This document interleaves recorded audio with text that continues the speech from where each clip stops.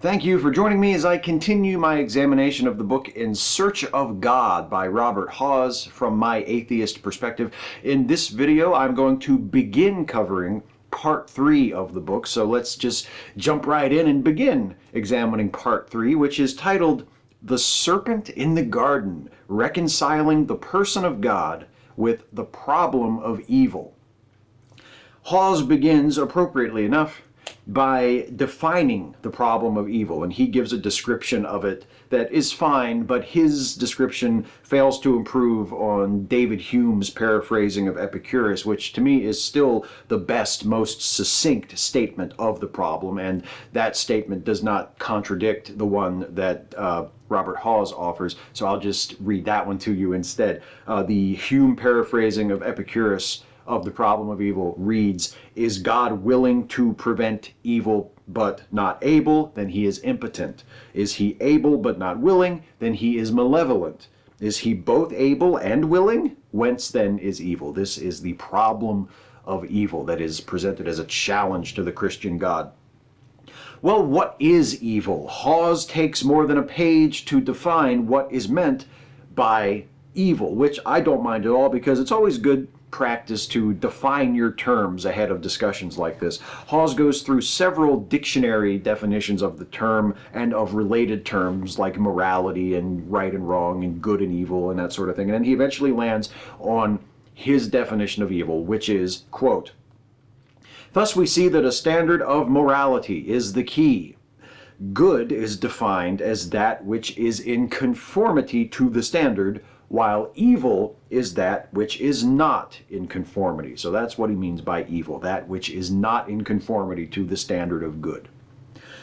Hawes next summarizes the story of Adam and Eve eating the fruit of the tree of the knowledge of good and evil in the Garden of Eden. After being forbidden to eat the fruit of the tree by God, Adam and Eve are persuaded by the serpent to eat the fruit, and then they gain the knowledge of good and evil. And Hawes says, quote, "A fundamental question now arises. Instead of creating a tree of the knowledge of good and evil, why did God not create two trees, a tree of the knowledge of good and a tree of the knowledge of evil? Why did he not separate good and evil and simply forbid Adam and Eve from the knowledge of evil? Why not give mankind a choice? For that matter, why not just create a tree of the knowledge of good and forget about evil altogether?"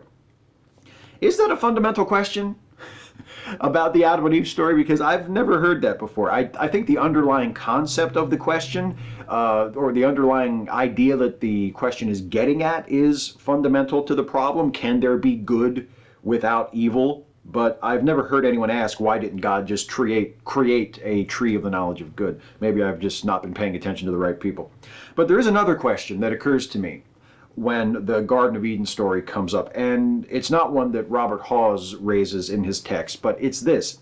If the existence of good and evil are necessities, which, spoiler alert, is what Hawes will argue, because you can't have good without evil, and you can't have evil without good, because they are opposites that define each other, then how do we make sense of the state of affairs in the garden before Adam and Eve ate the fruit?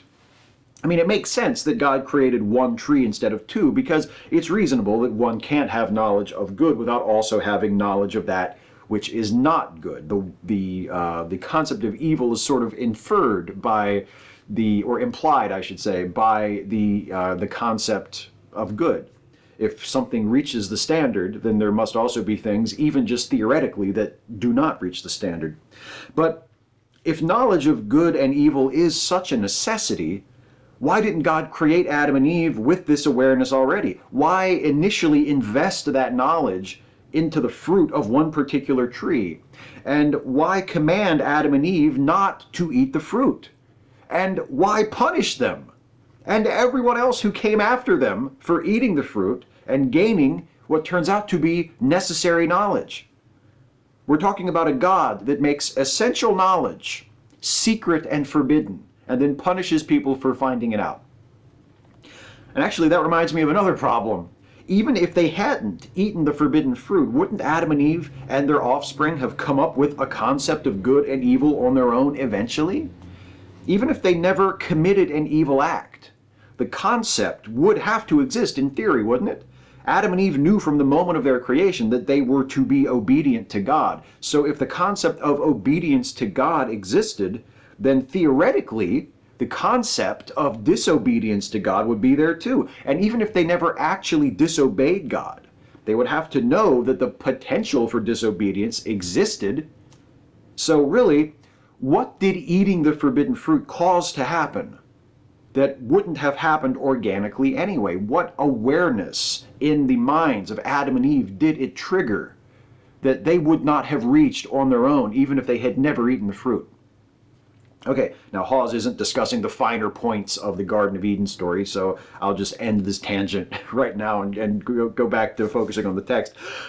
Hawes refines his concepts of good and evil a bit further, defining good as that which is in accordance with the character of God, and evil as that which is not in accordance with the character of God, because in the Christian worldview, God is the standard of morality. The nature and the character of God is what defines what is good. He then describes the nature of God and how that nature relates to the nature of God's creation, including us. God is perfect. When God created the universe, he pronounced that it was good, not perfect. And Hawes' argument is that because God is truly perfect, there can only be one God, because in Hawes' formulation of perfection, there can only be one truly perfect thing, because if there are multiple perfect things, then they're not really perfect, because perfection is absolute. So God is the absolute one perfect thing that exists. So when he created creation, even though he created it in his image, and it is a reflection of him and a reflection of his nature, it is not perfect. It was just good. When humans were created, we were created likewise in a state that was a reflection of God, that was good, that was uncorrupted. But because God is the only perfect thing, humans were created necessarily imperfect, which means that unlike God, even though we were created in an uncorrupted state, we were not incorruptible. Only God is incorruptible. And this explains why people created in the image of a benevolent God are capable of sin, because even though we were created in a sinless state, we still have the potential to sin because we are imperfect, unlike God. But Hawes does acknowledge that it is theoretically possible for God to have created humans in such a way that we would be unable to sin. And Hawes proposes two reasons why God may not have chosen to do this. Quote, "First, God made man in his moral image, a state of being that naturally incorporates the aspect of free will. God cannot choose to sin, nevertheless, he does have freedom to do as he pleases within the bounds of his nature. Had God not created man with free will, we would be less perfectly made in his image. Second, God loved man and wanted man to love him.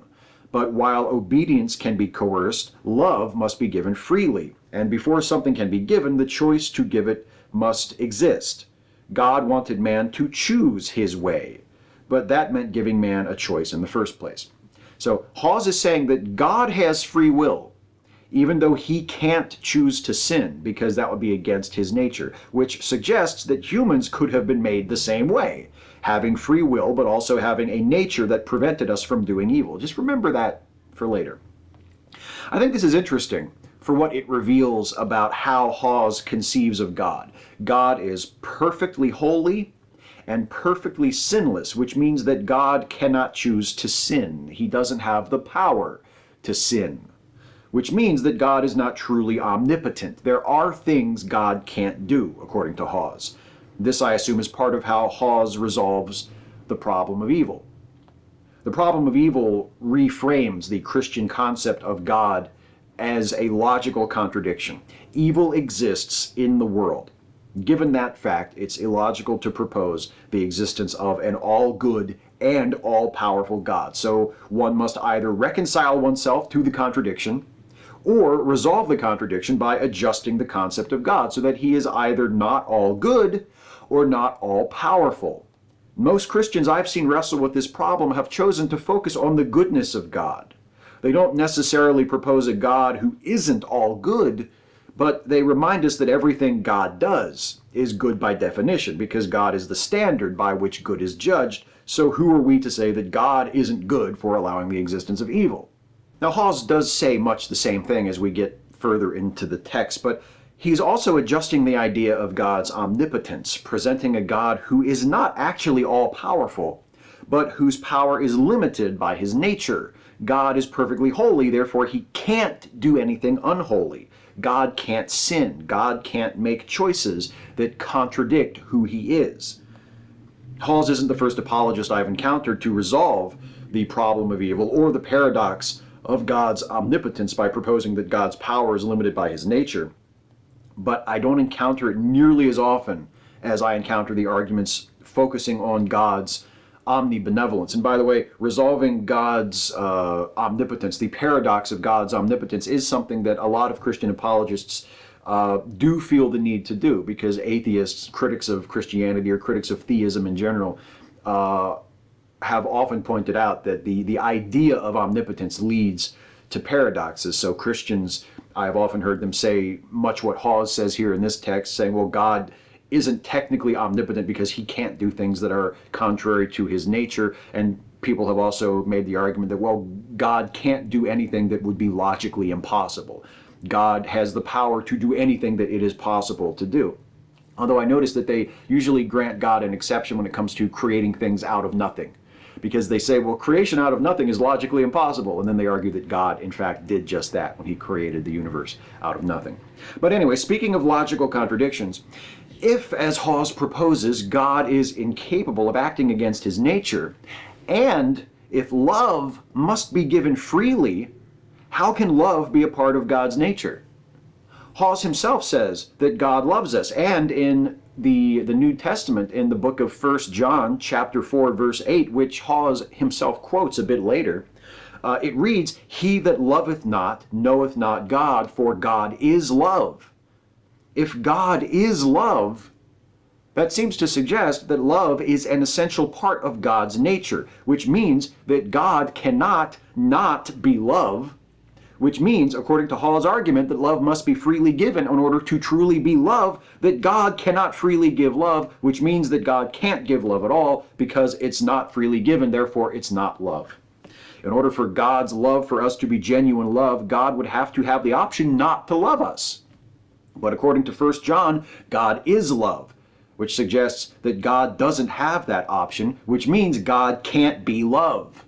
But the Bible says that God is love, which must mean, if we accept the Bible as the ultimate authority, as Hawes does, that love doesn't have to be freely given in order to count as love, which means giving us the option to choose not to love him so our love would mean more is not a valid reason for creating humans with the capacity to sin. Aren't logical contradictions fun? Here's another one. Quote, "Also, it should be noted that God did not pronounce judgment upon man until man disobeyed him. Man made a choice, an informed choice. He knew the consequences ahead of time and sinned anyway." How did man make an informed choice when he chose to eat the forbidden fruit before he possessed the knowledge of good and evil? Man didn't have knowledge of good and evil before eating the fruit of the tree of the knowledge of good and evil, which means his choice to eat the fruit could not possibly have been an informed one, certainly not a morally informed one. Adam and Eve were talked into eating the fruit by the snake. It wasn't even their idea, and being aware of the consequences of an action doesn't equal being fully informed about the choice you're making. That's why we have a separate justice system for children. A child might choose to steal something from a store to impress his or her friends, even knowing the consequences if they're caught. But even so, we don't hold that child accountable to the same standards as adults, because it's understood that a typical child doesn't have the same level of moral awareness as a typical adult. People who don't have a sufficient level of moral understanding and who therefore cannot make fully informed moral choices aren't held responsible for those actions to the same degree as those who do have that understanding. Unless, apparently, you're God, who sees the first two people ever break a rule while lacking the capacity to fully understand the ramifications of their actions and says, "Well, I warned them." and then damns them and all their descendants for the rest of history. Quote, "The fact that God cannot create moral beings equal to his own incorruptible moral nature is what makes evil possible in this universe. Even if God had chosen to prevent man from being able to choose evil, the very act of prohibiting the choice would demonstrate that it would otherwise exist. Therefore, even in a universe where man was incapable of choosing to embrace it, the concept of moral evil and its potential to corrupt would still exist." Okay, but I don't think the problem of evil would be nearly so compelling an objection if the only evil we had to talk about was hypothetical evil in a world where no one actually ever committed an evil act. The problem of evil doesn't turn on the existence of the concept of evil, but on the existence of evil action in the world and the suffering caused by it. And by the way, if God had chosen to prevent humans from being able to choose evil, the concept would still exist, and the concept of its potential to corrupt would still exist, I suppose, but the actual potential to corrupt would not exist. It would not exist beyond the realm of the theoretical, because no one would be able to choose to do evil, which means they couldn't actually be corrupted, which means the potential for them to be corrupted would not exist. So far, the answer to why does a good God allow evil is, well, as a practical matter, he doesn't have to. He could have created humans in such a way as to prevent us from doing evil, but he didn't, though I'm sure he has a good reason. I don't think that Epicurus would be sweating at this point. Hawes reminds us that while evil has always existed as a concept, it was not God, but Satan who introduced evil into the universe when he rebelled against God. And who created Satan again? And who placed Satan in the Garden of Eden with the brand new, morally uninformed humans? Who was it that did that? Who made that decision? I'm sorry, I have a really hard time viewing God as blameless in the whole evil thing. Quote, "Naturally, atheists scoff at the idea that good and evil should be defined as that which is or is not in conformity with the character of God. And in a sense, the atheist has a valid point. As we have seen, morality is a standard of right and wrong. So yes, it's possible for an atheist to fashion a moral code and act accordingly. However, I would argue that any such code must be entirely subjective and arbitrary." Well, okay, I'll give you subjective, since ultimately any standard of right and wrong is subjective, even a divine one, by the way, I would argue. Right and wrong are inherently subjective concepts. Even if we assume that there is an objective, universally agreed upon standard of right and wrong, there would still inevitably be disagreement over whether certain actions are right and wrong. Moral dilemmas are often very messy and difficult to resolve, and proposing the existence of an ultimate standard of morality doesn't make them any easier to deal with, as far as I can see. But with arbitrary, we have a problem.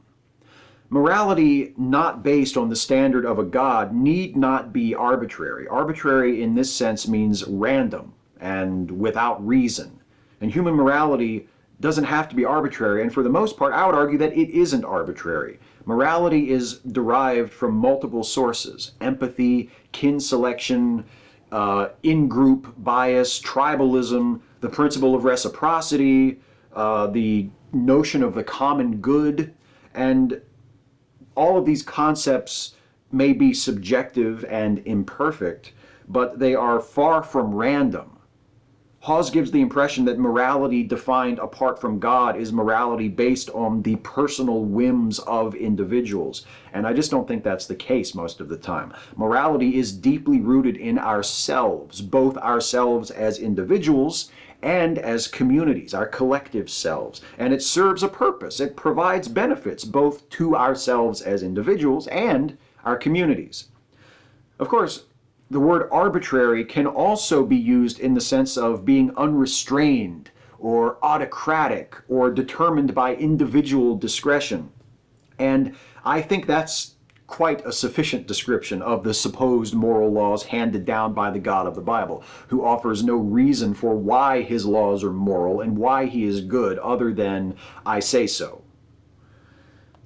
Hawes argues that Christians and atheists can consider each other principled people, but they can't consider each other to be moral people because they disagree on what morality is and where moral standards come from. He says, quote, "If we cannot agree on what good and evil truly are, then we cannot agree on what morality truly is. And if we cannot agree on what morality truly is, how can we be truly moral people in one another's eyes? Let the issue turn to such hot-button contemporary matters as abortion, cloning, stem cell research, sexual promiscuity, divorce and remarriage, homosexuality, the positive and negative aspects of cultural influences, child rearing, etc., and the differences between the Christian and atheistic concepts of morality sharpen dramatically." Well, there's no question that atheists and Christians will likely disagree with one another on those so-called hot-button issues, but then again, many Christians will disagree with each other on them as well. There is no single Christian concept of morality that is accepted by all Christians. Some Christians have serious objections to some or all of those issues, but some Christians belong to churches that go out of their way to be inclusive to LGBTQ folks, to not judge people based on their sex lives or their marriage history, to take a positive view of science and social progress. And the same holds true for atheists.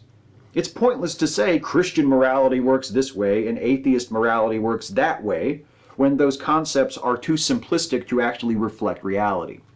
The diversity of thinking related to morality within Christianity is a good illustration of why the divine moral standard Hawes believes in isn't nearly as powerful as he seems to think it is.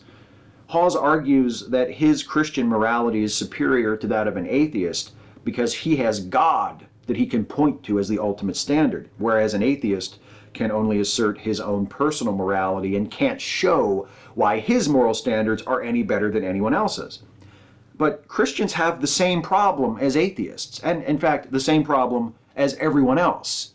According to Hawes, if two atheists have a disagreement on a moral issue, the issue can't truly be resolved because they don't recognize an ultimate standard for morality. And so there's no way to determine who is really right and who is really wrong.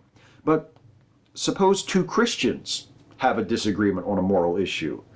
They each recognize an objective moral standard, the God of the Bible, but let's say one Christian believes that same-sex couples should be allowed to adopt children, and the other Christian believes that same-sex couples should be prohibited from adopting children. They each believe that their positions are compatible with their religious beliefs. Neither one of them believes they're doing something wrong in God's eyes, but they both believe in the same God and the same standard of morality. So how does the fact that they both believe in those two things help to resolve their dispute? How does one Christian prove to the other Christian that they are right and the other is wrong? Hawes briefly acknowledges that not all Christians or all atheists think the same, but then he dismisses this because in general, he says, Christians and atheists tend to disagree with each other on moral questions. And that might be true.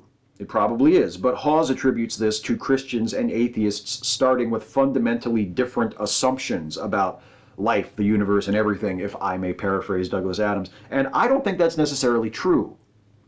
A person's moral perspective is influenced by a great many things, including possibly their upbringing, their environment, their education, their friends, their family, their community, their social class. A person doesn't form their opinions and beliefs, be those opinions religious, moral, political, whatever, in a vacuum. If we could somehow average out the experiences of Christians and atheists and come up with a generic Christian and a generic atheist, I have no doubt they would differ dramatically in some areas. But it's one thing to observe that on average Christians and atheists tend to disagree with each other on certain things. It's quite another to assume that those differences are because Christians believe in God and atheists don't, and not due to some of the other differences. If we were to divide Christians into conservatives and liberals and average them out in the same way I proposed we do for Christians and atheists, I suspect we'd find similar results, significant differences in some areas. Conservative Christians and liberal Christians tend to disagree with each other on certain things. They both believe in the same God, basically, so what accounts for their disagreements?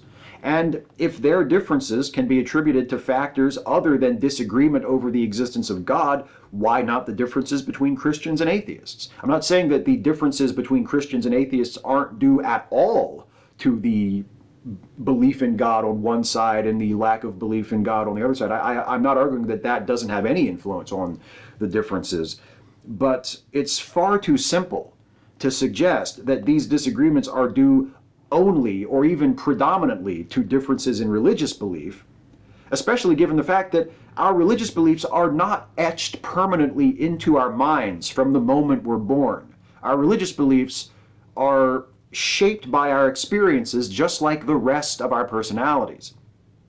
Anyway, back to the problem of evil, quote, as stated previously, the standard skeptical objection is that the existence of evil in the world precludes the existence of a holy, loving, and all-powerful God. But in voicing this objection, the atheist immediately ensnares himself in a philosophical dilemma, because he asserts that all is not as it should be in the world, and he cannot do this without invoking an objective moral law. Well, that's not really an issue. As I said earlier, when you get right down to it, the problem of evil points to a contradiction in the Christian view of the world. My own personal view of the world is irrelevant when considering the problem. How I, as an atheist, reckon the existence of evil and judge the state of the world doesn't matter. The problem of evil doesn't ensnare me in a philosophical dilemma because I'm not the one who says the universe is created and overseen by a loving and all-powerful God and then has to explain why there is evil and suffering in the world. Hawes is correct that in order to discuss the problem of evil, I will have to invoke an objective moral law, or at least a proposed objective moral law, but that's his moral law. That doesn't mean that I must concede that this law exists and that I must defer to it in order to discuss the problem of evil. All I have to do is ask whether the world is as we would expect it to be if it were the creation of a loving and all-powerful God. Hawes writes that sometimes atheists, aware of the weakness of their position relative to evil, will shift the subject from evil to suffering. He says, quote, in this way, the atheist avoids the immediate pitfall of appealing to an objective moral law. Nevertheless, he ultimately ends up in the same logical cul-de-sac because he is arguing that the existence of suffering is somehow offensive, or else should be. But again, without an objective moral reference point, this argument really has no value. Why should the existence of suffering offend us in a materialistic framework where matter is, material is? Well, there are many ways of understanding morality within a materialistic framework that can account for why suffering is something that should be regarded as undesirable. And that's not a problem. But even if it were, again, the morality of an atheist isn't what the problem of evil is referring to. An atheist doesn't have to explain why suffering is a bad thing to point out that the existence of suffering is a problem for Christians who assert that the universe is created and sustained by a loving, all-powerful God. Purposefully or not, Hawes doesn't seem to realize that it's his model of the world that is being tested by the problem of evil, not any other model. Next, Hawes quotes a passage by Chapman Cohen, an atheist, who describes how morality developed naturally through social interactions and how it is unnecessary to propose that God or anything supernatural played any role whatsoever. Hawes objects to this because, though Cohen presents a theory for how morality could have developed without God, he doesn't prove that morality actually did develop this way. Can Christians do any better? No, but that's just my answer. Let's see what Hawes has to say. Hawes says that for a moral standard to be truly objective, it must be unchanging and universally applicable to all human beings. And atheists who believe that morality evolved naturally can't meet either requirement, but Christianity can, since God is eternal and immutable, and He created us in His image, which makes our moral awareness a reflection of His, and we will all be judged by the standard of God's moral character, which makes it a universal standard. Notice that Hawes merely presents a Christian theory of morality that satisfies his requirements for objectivity. He doesn't prove that morality actually is as he describes it. Also, why is God's moral standard the ultimate one? Because God created us? Because God is the most powerful? Why must that make a difference? Does the fact that God is the most powerful being in existence and therefore cannot be prevented from enforcing his moral judgments mean his standard is therefore the best? Sounds rather like might makes right to me. As a practical matter, in Hawes's Christian universe, God's standard is the one to which we will all be held because we will not have the power to resist it. But how does that make God's moral standard the right one, rather than simply the irresistible one? Next, Hawes presents a lengthy illustration of the difference between God's infinite knowledge and humanity's finite knowledge, including this hypothetical scenario where a dinner guest slaps a drink out of someone else's hand, which seems outrageous to the other guests, but only because they, unlike the person doing the slapping, didn't know the drink was poisoned. All of which can be summed up much more succinctly by quoting Isaiah 55 chapters or verses 8 and 9, which surprisingly Hawes doesn't do, which he would have been much better off doing because it really sums up his idea much more efficiently and in much more familiar language. If you aren't familiar with the verse, Isaiah 55, 8 and 9 reads, quote, "For my thoughts are not your thoughts, neither are your ways my ways, saith the Lord. For as the heavens are higher than the earth, so are my ways higher than your ways, and my thoughts higher than your thoughts." Very familiar verse, which, after all this philosophizing, brings us back to God is good. He allows evil to exist for his own reasons. It doesn't have to make sense to you. It makes sense to God, which is the oldest and laziest and most useless theodicy in Christianity. But what about all that God is love business? The answer to that is more of the same. Hawes says, quote, "The Bible certainly does declare that God loves all mankind. In fact, it proclaims that God is love. 1 John 4:8. What did I tell you? The problem here is not God's failure to act in love towards us. It's our failure to understand the nature of his love to begin with and to respond appropriately. Unfortunately, we often seem to think that God would best show us his love by giving us whatever we want or by sparing us pain of any sort. Our concept of love is rather selfish and short-sighted. We're like children who, when they are refused something they demand of their parents, run away yelling, "You don't really love me." Well, we may be like children in that analogy, but the thing is, we aren't children. And God isn't our parent. God is God, the omnipotent or nearly omnipotent creator of the universe. It is unacceptable to say that God is acting toward us in love, but it's our fault for failing to understand. Is it beyond God's power to make us understand it? Is the God of the universe incapable of showing us his love in a way that we can comprehend and recognize as love?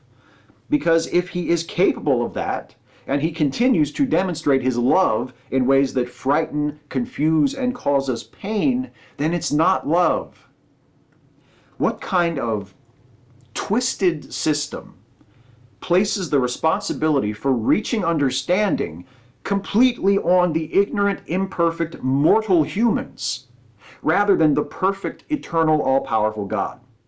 If God is showing us his love, and we don't understand it because we're too selfish and short-sighted, whose fault is that? Hawes would have us believe it's our fault for being limited in this way, and not the fault of the God who made us with these limitations, and is either unable or unwilling to bridge the gap that exists between us and him, a gap that he put there. Once again, God gets the credit, and we get the blame, and I call bullshit. Next, Hawes argues that we ourselves are responsible for many of the evils we visit upon each other, things like war and violence, intolerance, betrayal, etc. These are all our own doing, not God, so we shouldn't blame God for those. And I can actually agree with that to a point. That's true. Well, except for the wars and acts of violence which God commanded one group of people to commit against another group of people in the Bible. But if God said to do it, then it must have been okay, right? By definition, that's how it works. Also, remember that Hawes admitted earlier in this section that God could have created us in a way that we would be incapable of committing evil, which would have taken care of the whole war, violence, intolerance problem, but he chose not to do it for what I'm sure was a very good reason that he has not seen fit to share with us. Lastly, blaming humans for the evil we visit on each other does not absolve God of the suffering caused by natural occurrences. Wars and violence can be chalked up to our actions, but what about earthquakes, volcanoes, floods, droughts, disease? Some Christians try to blame all of that on us as well by attributing it to the world being in a fallen state, which was brought about by the sin of Adam and Eve. Hawes doesn't do that, but then again, he doesn't even address the issue at all. Hawes reminds us that while God allows evil, the true cause of evil in the universe is not God, but Satan. Quote, "The Bible tells us that there are evil spiritual forces as well, led by the fallen archangel we know as the devil, Satan, and Lucifer. Satan is the ruler of an organized kingdom of darkness. He has a host of fallen angels and demonic spirits under his command, and Scripture is clear that they are very active in the world. They affect individuals through various forms of mental, emotional, and physical oppressions and other manifestations, as can be seen in a number of New Testament examples and 0 real-world examples. Even if we accept Hawes's argument that Satan and his forces of darkness are responsible for much of the evil in the world, we're still left with the same scenario with which we started. God has the power to prevent evil and chooses not to. And not only does he choose not to, he doesn't see fit to explain himself to us in a way that we can understand, even though presumably he has the power to do that too. A God who has the power to prevent evil but doesn't, a God who has the ability to make himself understood to his frightened and confused creations, but doesn't.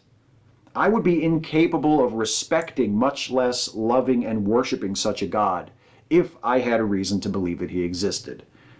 Speaking of which, quote, "Naturally, atheists will scoff at the idea of humanity being influenced by beings from a spiritual realm that is ordinarily invisible to us. But how is this any different from the debate over God's existence in the first place? It's not. Both the existence of God and the existence of the spiritual realm filled with fallen angels and demonic spirits are unwarranted assumptions and completely unsubstantiated by evidence and therefore preposterous. Glad we agree." Well, that's it for this video, folks. We're about halfway through part 3. So in the next video, we will conclude our consideration of the book In Search of God by finishing up the latter half of part 3 and also some of the concluding material in the back of the book. And then that'll be it. This short 4-part series on Robert Hawes' In Search of God will be done. So I hope you are looking forward to that as much as I am. Thank you as always for watching. I invite you to comment on what I've had to say here. Agree with me, disagree with me, be you Christian, atheist, or some other category of believer or non-believer. I would be very interested in hearing your response to my response to what Robert Hawes has written in the book In Search of God. Also, if you enjoyed this video, please like, share, subscribe, and please consider helping me to make more videos like this one by supporting this channel through Patreon. You can go to patreon.com/Steve Shives and become a supporter of this channel for as little as $1 a month. It really helps, and I really appreciate all of you who have taken that step and become patrons. Thanks again to all of you for watching, and I'll see you next time.